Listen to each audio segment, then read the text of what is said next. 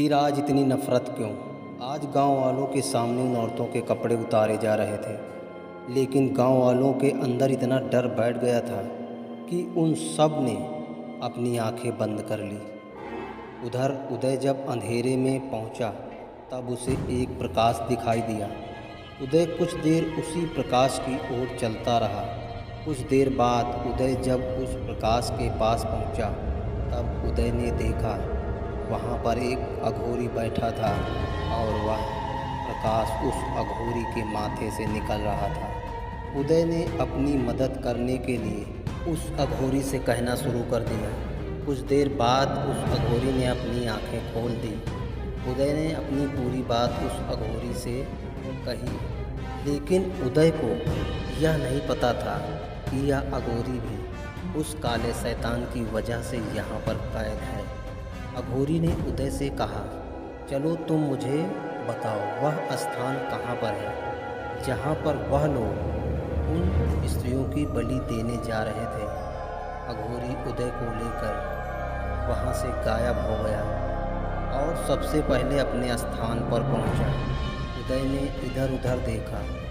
जब उदय को सुरंग दिखी, तब उदय ने कहा, यह वही जगह तो है जहाँ पर वह लोग उन औरतों की बलि देने जा रहे थे। अघोरी ने कहा, यह कैसे हो सकता है?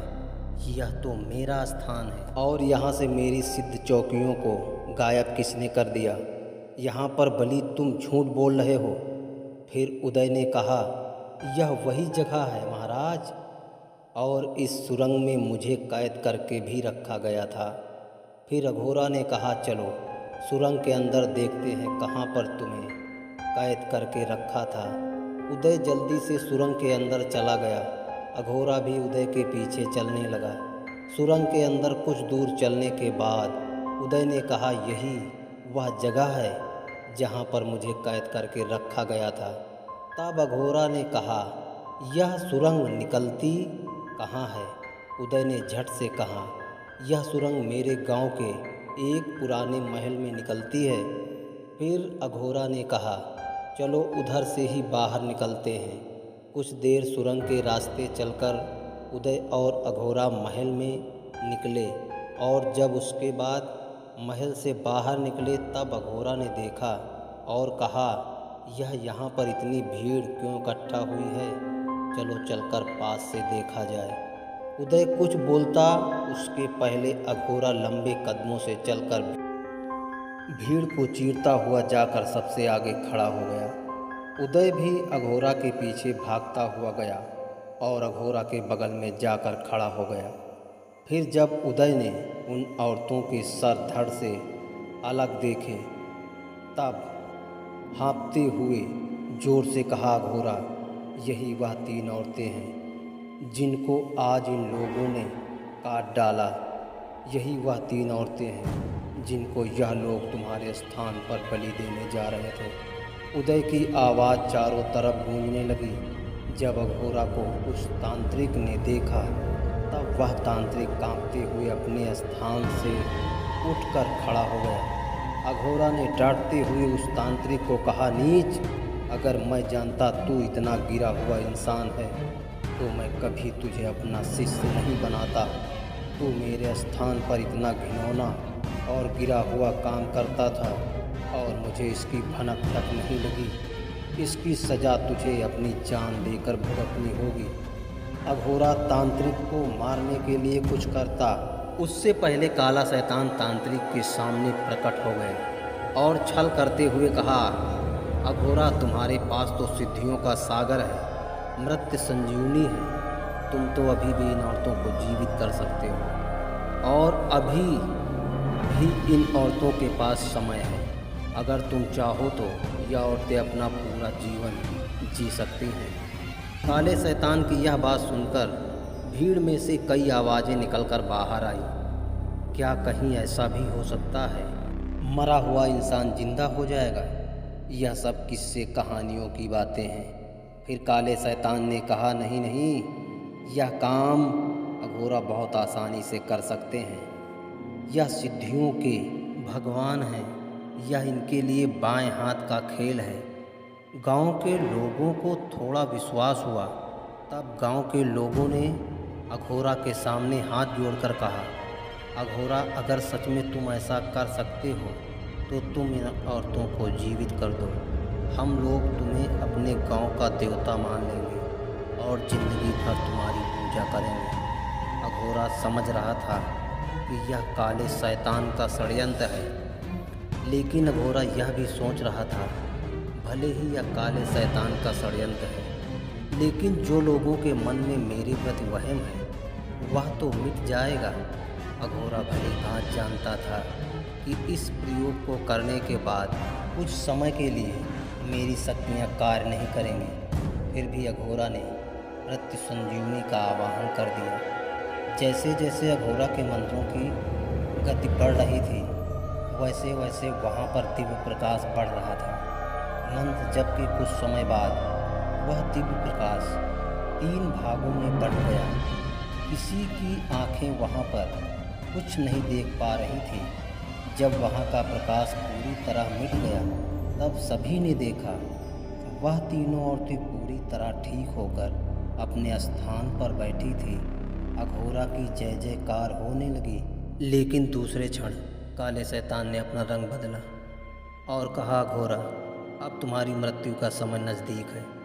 काले शैतान की बात सुनकर गांव के सभी लोग सदमे में चले गए थे। गांव के सभी लोग काले शैतान से लड़ना चाहते थे, लेकिन वह किसी तरह काले शैतान से नहीं लड़ सकते थे।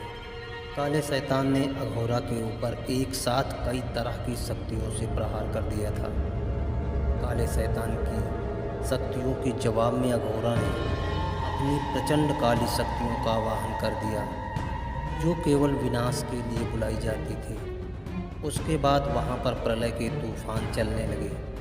लेकिन उसके बाद एक बार फिर अघोरा के चेला ने अघोरा को धोखा दे दिया। जल्द वहाँ पर सब कुछ शांत हो गया था। अघोरा ने देखा, मेरी सभी सिद्ध चौकियाँ मेरे चेले के पास हैं। मैं चाहकर इसे हानि नहीं पहुँचा सकता। अघोरा का चेला मुस्कुराते हुए अघोरा के पास आया और कहा, गुरुजी माफ़ करना, लेकिन मान और ऊंचे पद के लिए यह सब करना पड़ता है। अगर गुरुजी आप जिंदा न रहें तो यह सब मेरा हो जाएगा। यही कहते हुए अघोरी के चेला ने अघोरी के पेट में एक धारदार हथियार घुसा दिया और 10 कदम दूर जाकर खड़ा हो गया। उसके बाद काले शैतान ने कहा, वाह तांत्रिक, आज किया ना तूने एक अच्छा काम। अघोरा के पेट से खून निकल रहा था और उसके कुछ ही देर बाद अघोरा की आंखों के सामने अंधेरा छाने लगा और अघोरा धीरे धीरे ज़मीन पर बैठ रहा था। तब काले शैतान ने बड़े डरावने शब्दों में कहा, गांव वालों ध्यान से सुनो, आज के बाद तुम सब मेरे गुलाम हो, इसलिए तुम्हें मुझे हर रोज़ एक नई स्त्री देनी होगी। अपने गांव की सलामती के लिए जिस दिन स्त्री नहीं पहुंची, उसी दिन गांव में एक भी आदमी जिंदा नहीं बचेगा। फिर यह गांव केवल स्त्रियों का गांव रह जाएगा। तुम लोगों को लगता था यह अघोरा तुम्हारे गांव की औरतों को उठाता था, लेकिन इसी अघोरा के डर से मैं यह काम इसी के चेला से करवाता था और नाम लगता था इस अघोरा का। आज के बाद अघोरा खत्म। अब यहाँ पर मेरा शासन चलेगा। तुम सब मेरे गुलाम हो। अघोरा जमीन पर पड़ा था। अघोरा की सांसें धीरे धीरे शांत हो रही थी। अब काले शैतान ने तांत्रिक से कहा, जाओ अपने शिष्य होने का धर्म तो निभाओ, अपने गुरु को दफन तो करो। चौकीदार और तांत्रिक अघोरा के पास गए। अघोरा कुछ कहने के लिए उठना चाहता था, तभी चौकीदार ने अघोरा के सीने पर लात मारते हुए कहा, बड़ा भोगी अघोरा बना फिरता था, मर गया साला। अघोरा ज़मीन पर गिरते हुए कहा, हरि गुरुदेव, भोगी अघोरा कहाँ हो? देखो आज तुम्हारे शिष्य की क्या हालत हो गई है। एक तुच्छ प्राणी मेरे सीने के उस स्थान पर लात मारा है जहाँ पर मैंने केवल आपको स्थान दिया था। आज मैं कुछ नहीं कर सकता, नहीं तो मेरे गुरु के स्थान पर लात मारने की सज़ा मैं तुम्हें मौत देता। अगर मैंने अपने गुरु से कभी छल नहीं किया तो मेरे गुरु आकर मेरी यह इच्छा पूरी करें। तांत्रिक अघोरा से पूछना चाहता था, क्या सच में आप भोगी अघोरा नहीं हो?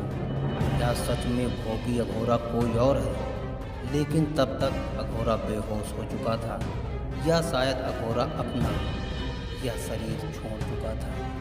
उदय अपना सर पकड़कर उसी जगह पर घुटनों के बल बैठ गया और ज़ोर ज़ोर से कहने लगा, यह सब क्या हो रहा है?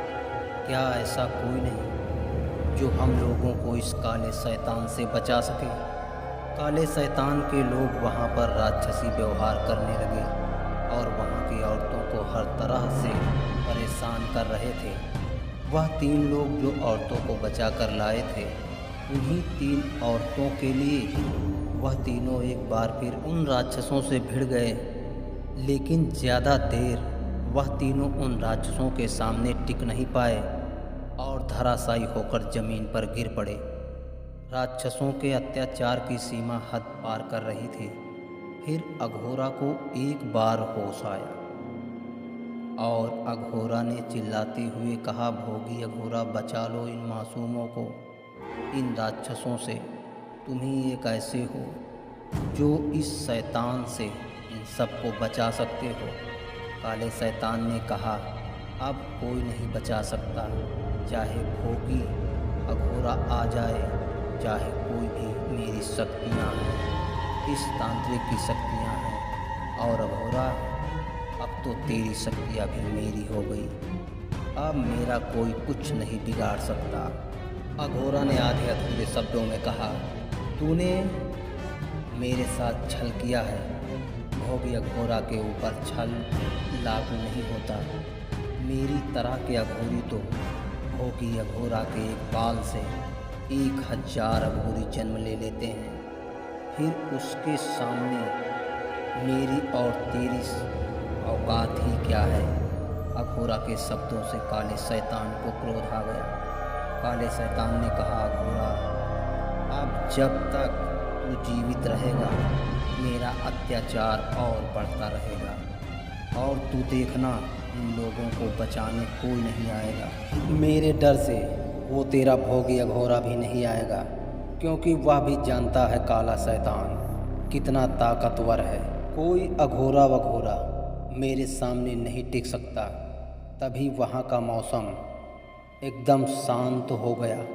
हवा थम गई। आसमान में बादलों ने चलना बंद कर दिया, मानो सूरज भी एक स्थान पर खड़ा हो गया हो। इस तरह का मौसम देखकर उदय को बीते हुए पल कुछ याद आ रहे थे। तब उदय ने मन ही मन सोचा, शायद यहाँ पर कुछ बड़ा होने वाला है। तभी आसमान में बहुत तेज एक बिजली कड़की। वहाँ का दृश्य इतना भयावह हो गया था कि वहाँ पर मौजूद हर किसी के पैर कांप रहे थे। यहाँ तक कि तांत्रिक भी कांपने से खुद को रोक नहीं पा रहा था। मरने के डर से तांत्रिक वहाँ से भाग जाने की सोच रहा था, लेकिन तांत्रिक के पैर नहीं उठ रहे थे, मानो उसके पैर जमीन से चिपक गए हों। काले शैतान की कोई शक्ति काम नहीं कर रही थी। यहाँ तक कि काला शैतान अपना कोई भी रूप बदलने में बार बार असफल हो रहा था। आज यहाँ पर बड़े बड़े सूरमाओं की समझ में कुछ नहीं आ रहा था। तांत्रिक जैसे महाज्ञानी जो खुद को अमर समझते थे, आज उनकी भी सांसें तड़पने लगी। वह बार बार मन में यही सोचते, कोई आकर मुझे बचा ले। मृत्यु का एहसास तांत्रिक को बड़े करीब से हो रहा था। पलक झपकते ही दूसरे पल वहाँ का मौसम अचानक इंसानों के मुताबिक हो गया। सभी लोग चैन की सांसें ले रहे थे। तभी वहाँ पर एक साधारण इंसान प्रकट हुआ, जिसके शरीर पर श्वेत वस्त्र और गले में रुद्राक्ष की माला। किसी में हिम्मत नहीं हो रही थी कि कोई उससे कुछ पूछ ले। तब उसी ने पूछा, यहाँ पर भोगी अघोरा कौन है? कोई जानता है क्या? किसी ने देखा है भोगी अघोरा को? कैसा दिखता है? फिर भी वहाँ पर किसी ने कुछ नहीं बोला। तब उसी इंसान ने दोनों हाथ ऊपर करते हुए जोर से दहाड़ते हुए कहा, मैं हूँ भोगी अघोरा, जो शक्ति सिद्धि और साधनाओं का भोग करता है, किसी के खून का नहीं। और तू तांत्रिक एक शैतान का साथ पाकर मेरे नाम को बदनाम कर रहा था। देख, मैं अभी शैतान को खत्म किए देता हूँ। भोगी अघोरा ने अपने गले में पड़ी रुद्राक्ष के एक मोती को छुआ और काला शैतान जाकर उसी मोती में समा गया। तांत्रिक दौड़कर भोगी अघोरा के पैरों पर गिरकर माफ़ी मांगने लगा। अघोरा ने धीरे से अपनी आंखें खोली। अघोरा की आंखों में आंसू नहीं थम रहे थे। तब भोगी अघोरा ने कहा, क्या बात है, तुम इतने निराश क्यों हो? अघोरा ने कहा, गुरुजी, अब मैं यहाँ और नहीं रहना चाहता, मुझे भी आप अपने साथ ले चलो। भोगी अघोरा ने कहा, कोई बात नहीं, तुम भी मेरे साथ चलो। भोगी अघोरा ने अपना हाथ अघोरा की तरफ किया और अघोरा के प्राण निकलकर भोगी अघोरा के हथेली में समा गए। फिर भोगी अघोरा ने तांत्रिक से कहा, तुम्हारी सज़ा यह है कि तुम अघोरा की समाधि बनाकर अपने जीवन के अंत तक उसकी पूजा करो। इतना कहने के बाद भोगी अघोरा वहाँ से अदृश्य हो गए। तांत्रिक और गांव के सभी लोगों ने मिलकर अघोरा की समाधि बनाई। उसके बाद जब सब लोग अपने अपने घर जाने लगे, तब उन 3 औरतों के पतियों ने उनसे घर चलने को कहा, लेकिन वह तीनों औरतों ने मना कर दिया और कहा, हम लोग अब तुम्हारे घर नहीं जाएंगे, हम सब अब उन लोगों के साथ रहेंगे जिन्होंने मेरी जान के लिए अपनी जान की बाजी लगा दी। वह तीनों औरतें जाकर उनके गले से लिपट गई। वह तीनों लोग इस बात से खुश थे। उसके बाद गांव के सभी लोग खुशी खुशी अपने अपने घरों में रहने लगे। लेकिन गांव के सभी घरों से प्रतिदिन एक आदमी अघोरा की समाधि पर दर्शन करने के लिए आता था। फिर कई दिनों के बाद एक दिन गांव के कई बुजुर्ग अघोरा की समाधि के पास बैठकर आपस में बात कर रहे थे। यार, वह छोटी लड़की कौन थी? उसके बाद फिर वह दोबारा गांव में दिखाई नहीं पड़ी। देखने में इतनी सुंदर थी कि जब उसकी याद आती है तो ऐसा लगता है जैसे वह आंखों के सामने खड़ी है। तब तक उदय भी वहीं पर पहुंच गया। उस लड़की की बात जब उदय ने सुनी, तब उदय ने कहा, यह सब उस माया का काम है। उदय की बात पर सभी बुजुर्गों ने एक साथ कहा, वो चाहे जो भी हो, अपने गांव का तो भला हो गया।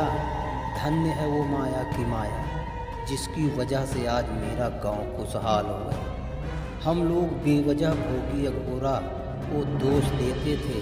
भोगी अघोरा तो भगवान निकला।